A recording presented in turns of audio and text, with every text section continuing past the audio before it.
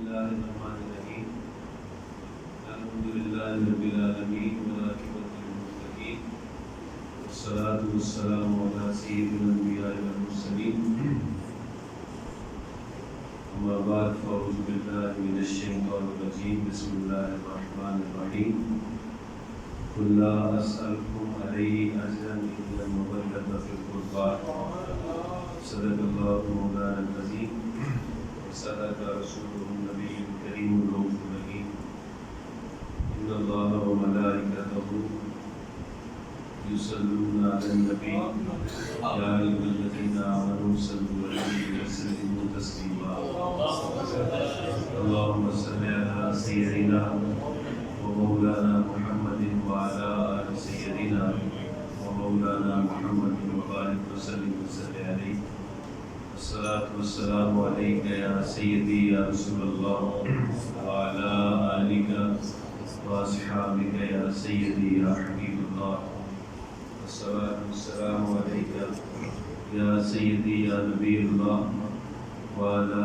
آلك وأصحابك يا سيدي يا خير خلق الله تمام حمد و ثنا تعریف و توصیف اللہ مقدور کریم کی ذات بابرکاس کے لیے جو مالک کائنات بھی ہے اور خالق ارض و سماوات بھی.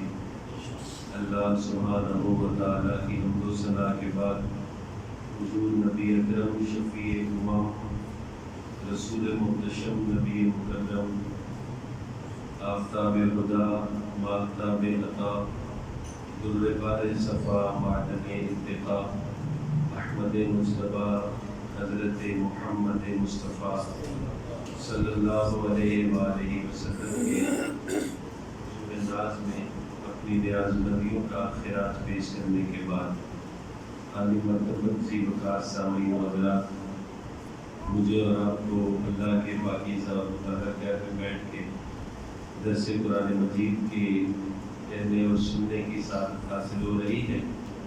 اللہ ہم سب کا یہاں بیٹھنا اپنی بارگاہ میں قبول فرمائے. کہیں سنی باتوں پہ اللہ مجھے آپ کو عمل کی توفیق عطا فرمائے.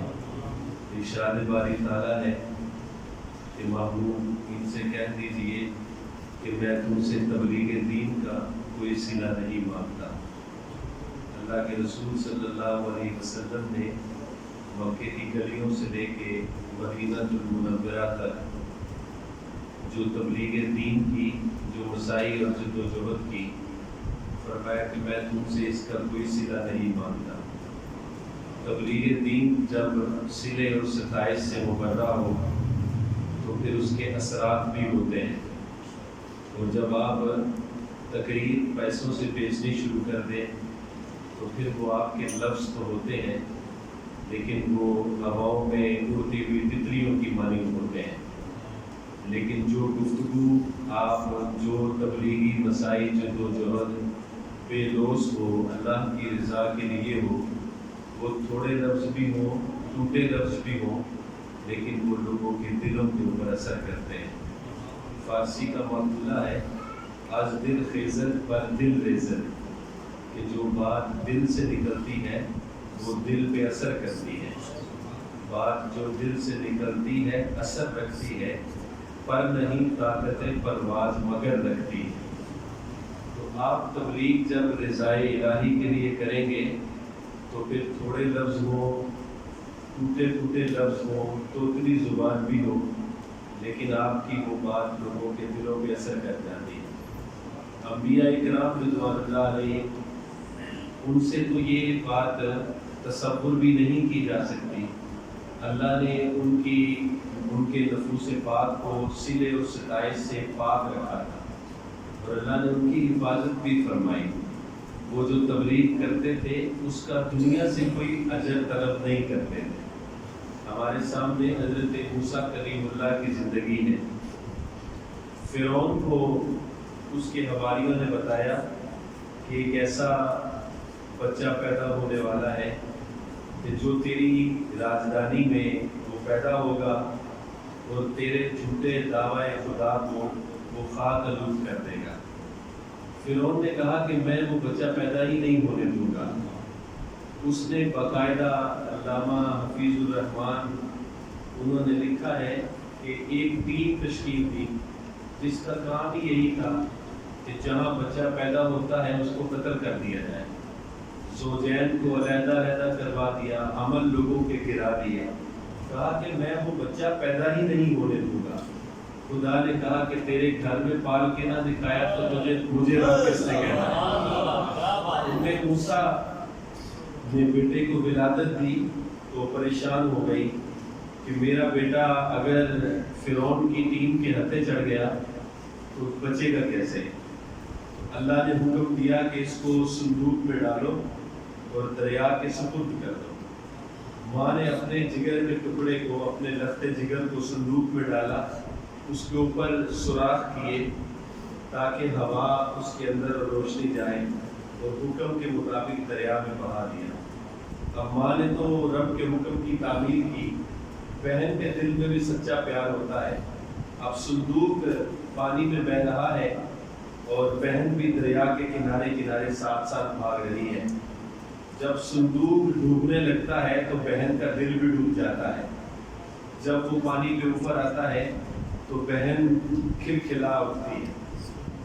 اللہ نے تقسیم ایسی کر رکھی ہے کہ فرعون کے ہاں اولاد نہیں تھی، اور وہ اپنی زوجہ کے ساتھ اپنے غم مٹانے کے لیے اپنے محل کے باغ میں ٹہل رہا ہے۔ بادشاہوں کے مزاج بھی بادشاہی ہوتے ہیں۔ اس نے فرعون نے اپنے محل میں سے اس دریا کو گزارا ہوا تھا۔ جب یہ دونوں میاں بیوی ٹہل رہے ہیں تو دریا پہ صندوق کو تیرتے ہوئے دیکھا تو بادشاہ فطرتی طور پہ لالچی ہوتے ہیں۔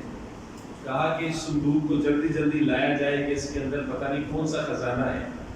صندوق لایا گیا تو جب کھولا تو اس میں ایک خوبصورت بچہ مسکرا رہا تھا۔ اب گھر میں اولاد نہیں تھی تو جس عورت کے ہاں اولاد نہیں ہوتی غم بھی وہی جانتی ہے کہ اولاد کا غم کیسا ہے۔ تو جلدی جلدی اس بچے کو اٹھایا، چوما، سینے سے لگایا کہ یہ بچہ تو میری آنکھوں کی ٹھنڈک ہے۔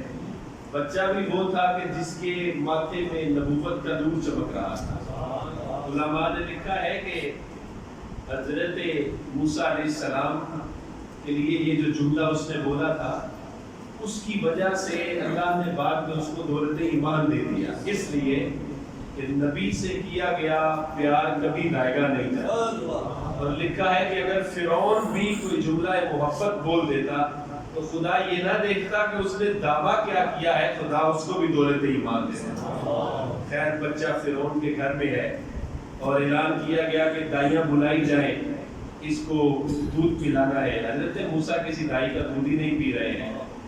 وہ بہن بھی بھاگتی بھاگتی وہاں پہنچ گئی۔ کہا ایک دائی ایسی ہے جس کا بچے دودھ بڑی رغبت سے پیتے ہیں، کہا ہمارے لیے مسئلہ بنا ہے، جلدی بلا لو۔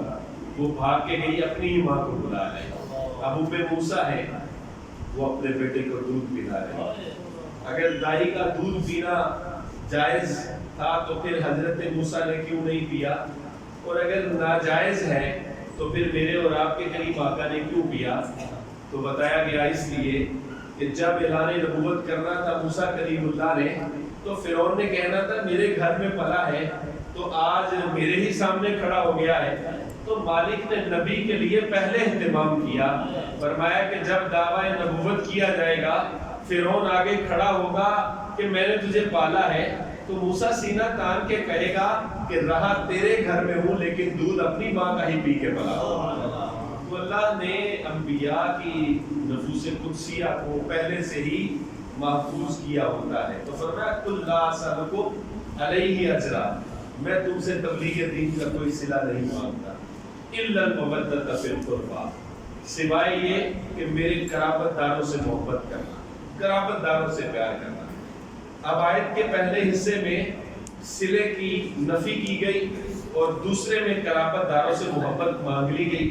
کیا یہ بھی صلے کا ہی ایک طریقہ نہیں ہے؟ تو ہاں یہاں بتایا گیا کہ قرابت داروں سے محبت مانگی ضرور گئی ہے، لیکن اس کا فائدہ نہ حضور کو ہے نہ قرابت داروں کو ہے، بلکہ فرمایا اس کا فائدہ بھی امت کو ہے۔ اگر قرابت داروں کی محبت مانگی ہے تو فائدہ امت کے لیے ہے، اس لیے کہ حضور نے فرمایا، حضرت زید بن ارقم روایت کرتے ہیں، قال رسول اللہ صلی اللہ علیہ وسلم، انا تارک فیکم ما ان تمسکم به لن تضلوا بعدی احدهما اعظم من الاخر کتاب اللہ حبل ممدود من السماء الى الارض وعطرتی اہل بیتی. فرمایا لوگوں میں تمہارے درمیان دو چیزیں چھوڑ کے جا رہا ہوں اور فرمایا ان کو مضبوطی سے پکڑنا. لن تضلوا بعدی کبھی بھی تم گمراہ نہیں ہوگے. اور فرمایا احدہما اعظم من الاخر اس میں ایک دوسری سے بڑی ہے. اور فرمایا پہلی کیا ہے؟ کتاب اللہ حبل ممدود من السماء الى الارض کہ وہ کتاب یہ کتاب اللہ کی طرف سے آسمان سے لٹکتی ہوئی رسی ہے. اور فرمایا دوسرا میری اہل بیت اور فرمایا میری اہل بیت سے محبت ہے. اور دوسرے مقام پہ فرمایا انا تارک فیکم الثقلین اولہما کتاب اللہ فیہ الہدی والنور.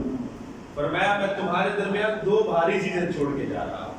پہلی کتاب قرآن مجید فیہ الہدی والنور اللہ نے اس میں تمہارے لیے ہدایت رکھی ہے, اللہ نے اس کے لیے تمہاری لیے روشنی رکھی ہے. اور دوسرا فرمایا میری اہل بیت اذکرکم اللہ فی اہل بیتی فرمایا میں تجھے اپنی اہل بیت کے بارے میں تنبیہ کرتا ہوں. تو اللہ کے رسول صلی اللہ علیہ وسلم نے تنکا تنکا کر کے جو امت کو جوڑی تھی, حضور نے محنت کر کے جو امت جوڑی تھی اور پروان چڑھائی تھی, اس گھونسلے کو حضور لوارث نہیں چھوڑ کے گئے. آج ہمارے کچھ بھائی پردیس سے رہ جاتے ہیں یا دوسرے شہروں میں کام کرنے کے لیے جاتے ہیں, ان کو جب کسی دوسرے شہر میں جانا پڑتا ہے تو کیا وہ اپنے کام کو ایسے ہی چھوڑ کے آ جاتے ہیں؟ نہیں, بلکہ وہ کوئی ذمہ دار بندہ ڈھونڈتے ہیں, وہ ذمہ دار انسان ڈھونڈتے ہیں, ان کو کہتے ہیں کہ بھائی یہ میرا کام ہے, میں اتنے دنوں کی چھٹی پہ جا رہا ہوں, تو میرے کام کی حفاظت کر. حضور نے تنکا تنکا کر کے جو امت جوڑی تھی, مکے کی گلیوں میں لوگوں نے پتھر مارے, راستے میں گڑھے کھودے, اوجریاں حضور پہ پھینکی گئی اور مجنون کہا گیا, ماں کو گالیاں دی گئی, معاذ اللہ بیوی پہ تہمتیں لگائی گئی, کپڑا ڈال کے مکے کی گلیوں میں گھسیٹا جاتا رہا, کیا کچھ نہیں رسول اللہ کے ساتھ ہوا.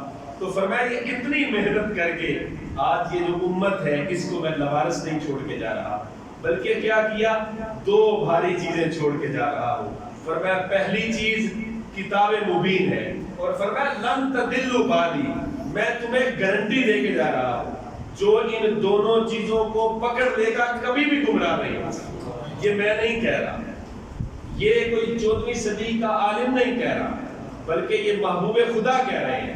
فرمایا لن تضلوا بعدی کبھی بھی تم گمراہ نہیں ہوگے. اور وہ کیا ہے؟ فرمایا کتاب قرآن مجید. پہلی چیز یہ ہے کہ قرآن کو پکڑ لیں. قرآن ہمارے لیے ہدایت ہے, کتاب اللہ کی طرف سے روشن ہدایت ہے, یہ کتاب مبین ہے, یہ رب اور بندے کے درمیان رابطے کا ذریعہ ہے. لیکن معذرت کے ساتھ آج ہم نے کتاب کے ساتھ رشتہ کتنا رکھا, آج ہمارا قرآن کے ساتھ کتنا رشتہ ہے. ہم نے قرآن کو اچھے کاغذ پہ پرنٹ کر کے, ململ کپڑے کا غلاف چڑھا کے, اس کو خوشبو لگا کے ہم نے اتاق میں رکھ دیا. ہمارا قرآن سے کتنا تعلق ہے. ہمارے گھر میں بے برکتی ہوتی ہے تو ہم کہتے ہیں مدرسے سے بچے کو لے آؤ اور وہ قرآن پڑھ دے, برکت ہو جائے. ہمارا قرآن سے کتنا تعلق ہے. ہمارا کاروبار نہیں چل رہا تو ہم بچوں کو کہتے ہیں, خود بھی پھر وہاں بھی نہیں پڑھتے, ہم بچوں کو کہتے ہیں کہ آگے قرآن پڑھ جائیں. ہمارا قرآن سے کتنا تعلق ہے. ہمارے گھر سے ہماری بیٹی رخصت ہونے لگتی ہے تو ہم قرآن کا سایہ کر کے اس کو رخصت کرتے ہیں. قرآن پڑھنے کی برکتوں کا انکار نہیں ہے. جہاں قرآن پڑھا جاتا ہے وہاں اللہ کی رحمتوں کا نزول ہوتا ہے. حضرت سید بن خدیر رضی اللہ تعالیٰ عنہ آپ فرماتے ہیں کہ میں رات کو قرآن کھول کے بیٹھا تھا کہ قریب میرا بچہ بھی سو رہا تھا اور میرا گھوڑا بھی بندھا ہوا تھا. میں قرآن پڑھتا ہوں تو میرا گھوڑا بدکنا شروع کر دیتا ہے, اچھلنا کودنا شروع کر دیتا ہے. مجھے ڈر ہوا کہ کہیں گھوڑے کے قدموں سے میرے بچے کو نقصان نہ ہو. میں نے قرآن پڑھنا چھوڑ دیا کہ گھوڑا بھی کھڑا ہو گیا. میں نے دوبارہ قرآن پڑھنا شروع کیا, گھوڑے نے پھر بدکنا شروع کر دیا. میں نے قرآن بند کیا, اپنے بچے کو سنبھالا. اب کیا دیکھتا ہوں کہ میں آسمان کی طرف نظر دوڑاتا ہوں کہ ایک نوری سائبان ہے جو آسمان کی طرف سفر کر رہا ہے. میں پریشان ہوا، فجر کی نماز کا وقت ہوا، مسجد نبوی میں پہنچا، آقا کائنات رحمت للعالمین حضرت محمد مصطفیٰ صلی اللہ علیہ وسلم کی بارگاہ ناز میں حاضر ہوا۔ یا نبی اللہ، ایک معاملہ دیکھا ہے، میں قرآن پڑھتا تھا، گھوڑا بدکتا تھا، بچے کا خوف تھا، تو میں نے قرآن پڑھنا چھوڑ دیا۔ کیا دیکھتا ہوں کہ آسمان سے ایک سائبان کی طرح نور ہے جو آسمان کی طرف بڑھ رہا ہے۔ یا رسول اللہ، ماجرا کیا ہے؟ حضور نے فرمایا کہ تمہیں قرآن پڑھنا نہیں چھوڑنا چاہیے تھا، اس لیے کہ تم قرآن مجید پڑھ رہے تھے، اللہ کے فرشتے تمہارے اوپر نوری سایہ کیے ہوئے تھے، اور فرمایا اگر تو فجر تک، طلوع آفتاب تک قرآن پڑھتا رہتا تو وہ سایہ جو تھا، وہ فرشتے جو تھے، وہ مخلوق بھی دیکھ لیتی۔ تو نے قرآن پڑھنا چھوڑ دیا، اللہ کی رحمت بھی آسمانوں کی طرف چھوڑ دی۔ تو قرآن کے پڑھنے سے برکات حاصل کرنے کا انکار نہیں ہے، لیکن ہمارا قرآن سے تعلق کتنا ہے؟ اقبال نے کہا تھا ببند صوفی و ملا اسیری، حیات از حکمت قرآن اگیری، با آیات اشترا کار جزی نیز از یاسین و آسام میری۔ تو جاہل صوفی اور کاہل ملا کے ایسے پھندے میں پھنسا ہے کہ تو نے قرآن سے بھی حاصل کیا تو کیا کیا؟ تجھے قرآن سے بھی یہی ملا کہ جب تیرے بوڑھے کی روح اٹک جاتی ہے تو تو سورۃ یاسین لے کے اس کے سرانے بیٹھ جاتا ہے۔ تو نے قرآن سے موت تلاش کی، اس قرآن سے تو تجھے زندگی ملنی تھی۔ یہ قرآن تو حیات آفرین تھا، یہ تو تیری زندگی کا بناوا تھا۔ تو نے قرآن سے بھی حاصل کیا تو کیا حاصل کیا کہ جب تیرے بوڑھے کی روح اٹکتی ہے تو تو قرآن پڑھنے بیٹھ جاتا ہے۔ تو کہا لن تضلوا بعدی، دو چیزیں چھوڑ کے جا رہا ہوں، کبھی بھی گمراہ نہیں ہوگے۔ پہلی کتاب اللہ کی کتاب قرآن مجید، مضبوطی سے تھامو، کبھی بھی گمراہ نہیں ہوں گے۔ اور فرمایا دوسری میری اہل بیت، اہل بیت کے ساتھ دامن کو وابستہ کر لو۔ یہ دونوں چیزیں جب تمہارے دامن میں ہوگی تو تم گمراہ نہیں ہوگے۔ اہل بیت حضور کے گھر والے ہیں، ہمارا ان کے ساتھ تعلق رکھنا یہ آقا کریم صلی اللہ علیہ وسلم نے امت کے لیے ضروری دیا۔ فرمایا الا ومن مات علی حب آل محمد مات شہیدا، فرمایا جو بندہ اہل بیت کی محبت دل میں رکھ کے دنیا سے مر گیا تو فرمایا اللہ اس کو شہادت کا درجہ عطا فرمائے۔ یہ حضور کی حدیث ہے، الا ومن مات علی حب آل محمد مات شہیدا، اللہ اس کو شہادت کی موت کا درجہ عطا فرمائے۔ حضرت اسامہ بن زید یہ حضور کے صحابی ہیں۔ آپ کہتے ہیں کہ میرا گھر جو ہے وہ مسجد سے تھوڑا دور تھا، تو میں کیا کرتا؟ حضرت اسامہ بن زید ہیں اور حضور علیہ السلام کے صحابی ہیں، اور حضور ان کے سامنے اپنے اہل بیت کے اوصاف بیان کر رہے ہیں۔ حضرت حذیفہ بن یمان ہیں، یہ ان کے سامنے حضور اوصاف بیان کر رہے ہیں۔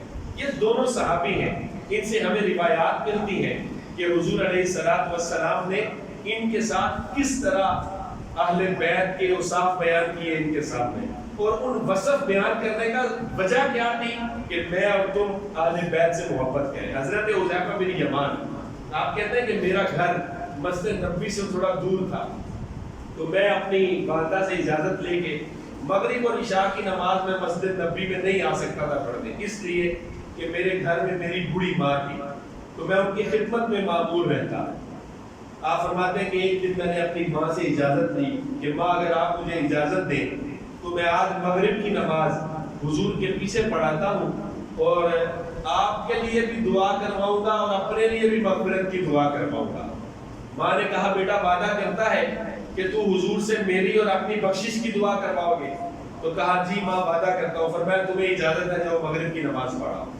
حضرت حذیفہ بن یمان کہتے ہیں کہ میں مغرب کی نماز کے لیے مسجد میں پہنچا، حضور نے امامت کروائی، میں نے نماز پیچھے پڑھی، یہاں تک کہ حضور مغرب کے بعد نوافل پڑھنا شروع ہوئے کہ عشاء کا وقت ہو گیا۔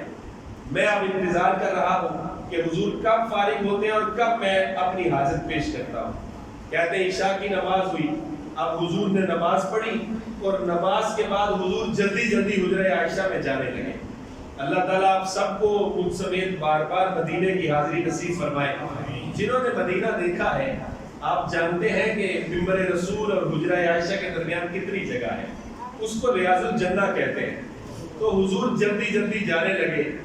حضرت حذیفہ بن یمان کہتے ہیں کہ میرا دل گھبرا رہا تھا کہ ماں سے ایک نماز کی چھٹی لے کے آیا تھا، نمازیں بھی 2 ہو گئی ہیں، اور جس کام کا وعدہ کر کے آیا تھا وہ کام بھی نہیں ہوا، حضور سے مغفرت کی دعا بھی نہیں کروائی، تو حضور اپنے گھر کی جانب بھی بڑھ گئے ہیں۔ تو کہتے ہیں کہ میں بھی تیز تیز قدم حضور کے پیچھے بھاگا، جب پیچھے گیا تو فسامع صوتی، حضور نے میرے قدموں کی آہٹ کو سن لیا، تو پوچھا من انتا، میرے پیچھے کون ہے؟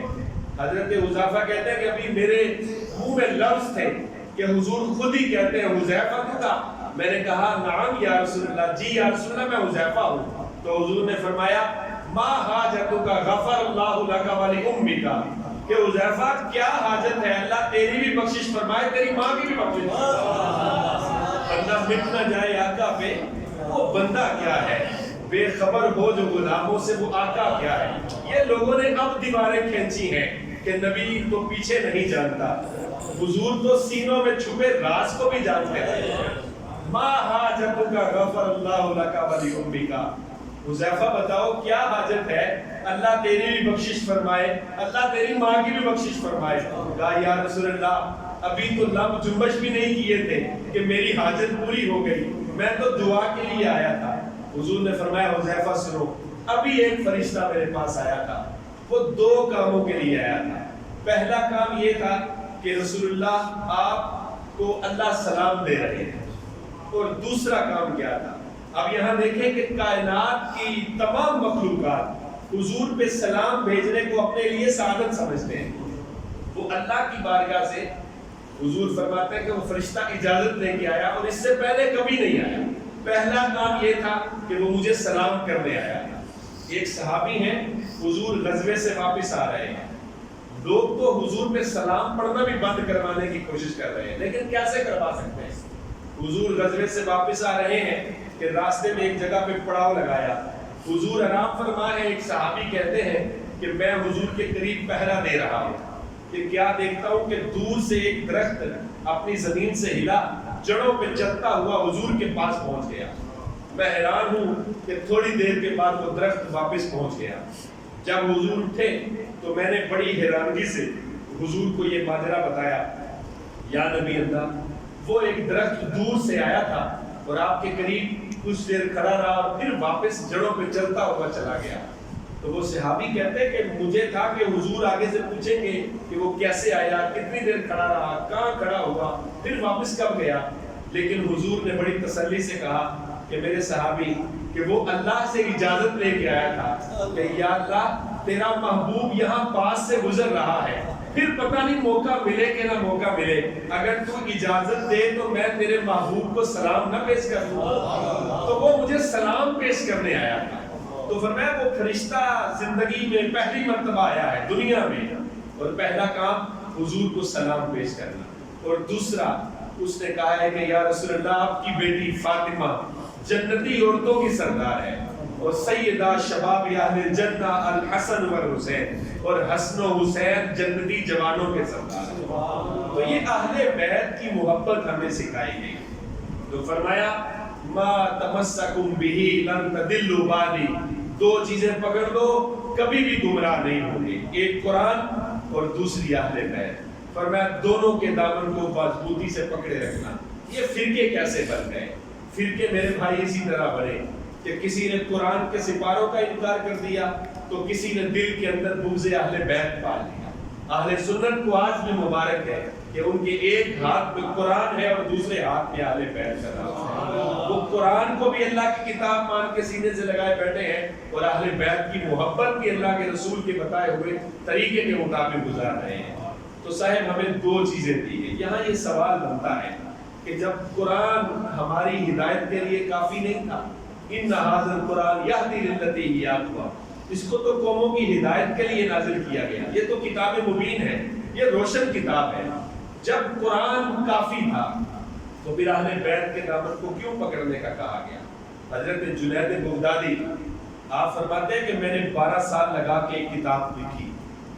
آپ اپنے ایک مرید کو صندوق دیتے ہیں، کہتے ہیں کہ یہ صندوق دریا کے سپرد کرا، وہ اس مرید کو ساتھ نصیحت کی کہ اس کو کھول کے نہیں دیکھنا۔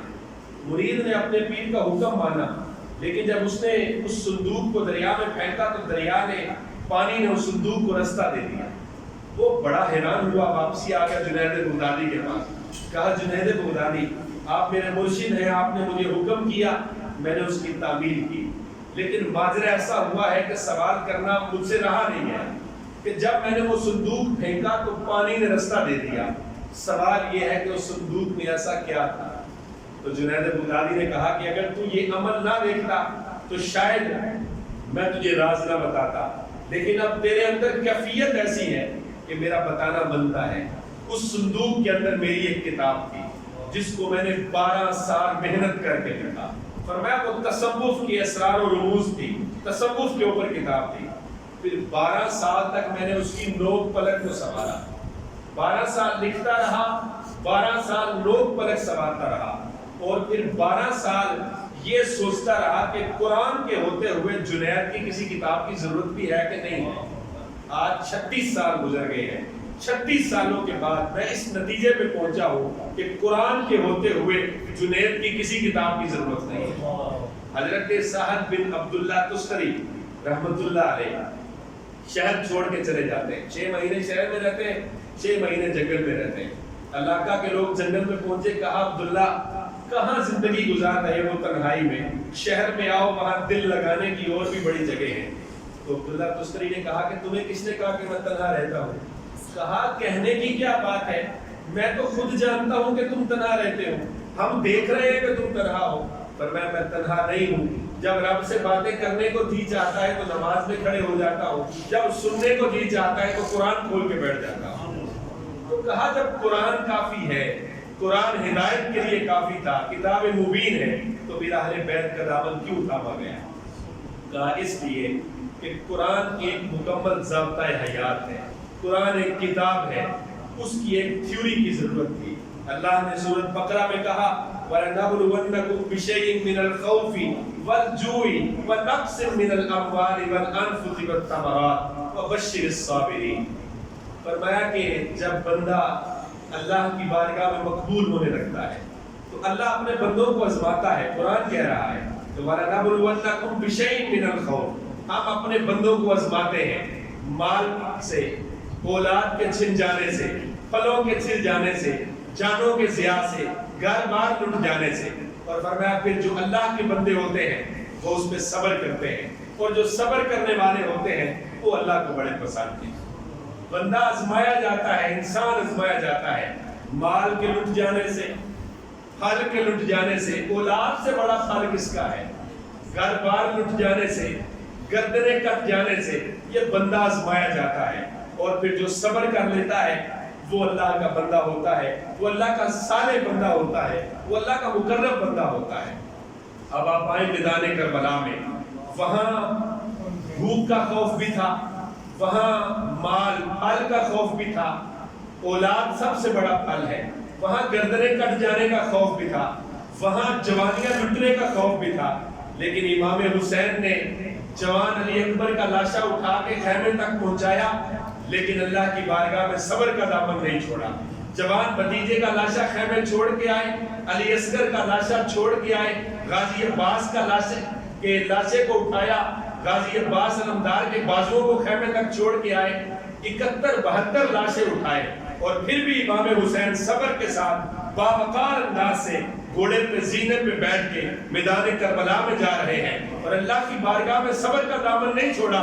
اللہم رزق بقضائک صبرا علی بلائک تسلیما لامرک سبحان ربی الاعلی۔ مالک جوان علی اکبر تیری بارگاہ میں قربان، حسین کی یہ قربانی بھی قبول فرما، جوان بھتیجا قربان یہ قربانی بھی قبول فرما، بچے قربان قربانی قبول۔ اب حسین بھی حاضر ہے۔ اب امام حسین جب جا رہے تھے تو آواز آ رہی تھی، یہ کون ذی وقار ہے، یہ کون شاہ سوار ہے، لباس ہے پھٹا ہوا، لخت لخت کٹا ہوا، ہزار ہا کے سامنے پھر بھی ہے ڈٹا ہوا، یہ نبی کا نور عین ہے، یہ بالیقین حسین ہے۔ تو صاحب بشر الصابرین، یہ صبر کرنے والے تھے۔ تو ایک قرآن ہمیں عملی کتاب دی گئی، اس کے اوپر عمل کر کے حسین نے کربلا میں تھیوری پیش کی، اور اس لیے رسول اللہ نے فرمایا تھا کہ مَن تَمَسَّكُمْ بِهِ لَن تَضِلُّوا بَعْدِي أَحَدُهُمَا أَعْظَمُ مِنَ الْآخَرِ۔ فرمایا کہ 2 چیزیں چھوڑ کے جا رہا ہوں، کبھی بھی گمراہ نہیں ہوگے، مضبوطی سے پکڑ دو۔ فرمایا پہلی چیز کتاب قرآن مجید، اور دوسری میری اہل بیت سے محبت رکھنا، ان کے ساتھ اپنے تعلق کو مضبوط کرنا۔ آج محرم الحرام کے ان ایام کے اندر ہم ذکر اہل بیت کرنے یہاں بیٹھے ہیں۔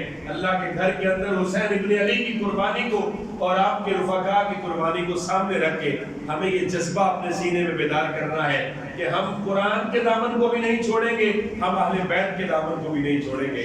ہمارے دونوں ہاتھوں میں حضور کے بتائے ہوئے دونوں راستے مضبوطی سے ہوں گے تو پھر کامیابی انشاءاللہ ہمارا مقدر چومے گی۔ اللہ کی بارگاہ میں یہ دعا ہے، اللہ تعالیٰ اس مجلس کو اپنی بارگاہ میں قبول فرمائے۔